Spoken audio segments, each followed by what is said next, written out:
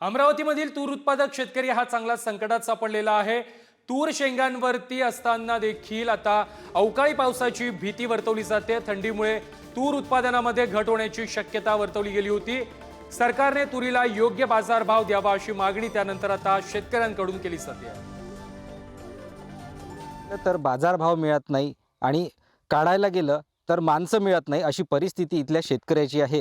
विदर्भातल्या शेतकऱ्यांचं पांढरं सोनं म्हणून कापूस, सोयाबीन असेल किंवा तूर असेल हे प्रमुख पीक आहेत आणि सध्या जर बघितलं तर मी आहे एका तुरीच्या शेतामध्ये आणि सध्याची जी थंडी पडत आहेत, ज्या पद्धतीने 10 अंश सेल्सिअसच्या खाली तापमान गेलेलं आहे आणि त्यामुळे याचा परिणाम देखील तूर पिकावर होताना दिसतो आहे। तूर देखील मोठ्या प्रमाणात करपत आहेत, त्यामुळे उत्पादनात देखील घट होण्याची शक्यता आहे।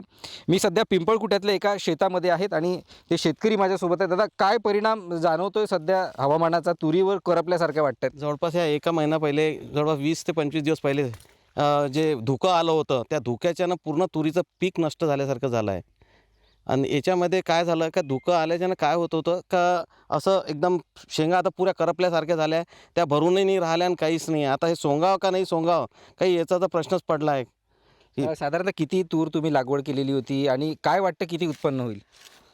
आता जवळपास एकरी नाही निदान तरी 5 ते 6 क्विंटल जवळपास होत होती। तर आता तर मला नाही वाटत का एकरी 50 किलो होईल का नाही होईल, तर शंकाच वाटून राहिली। नक्कीच अनेक विविध समस्यांमध्ये शेतकरी सापडलेला आहे आणि यातून सावरण्यासाठी सरकारनं काहीतरी ठोस पावलं उचलणं गरजेचं असल्याचं मत शेतकऱ्यांनी व्यक्त केलेलं आहे।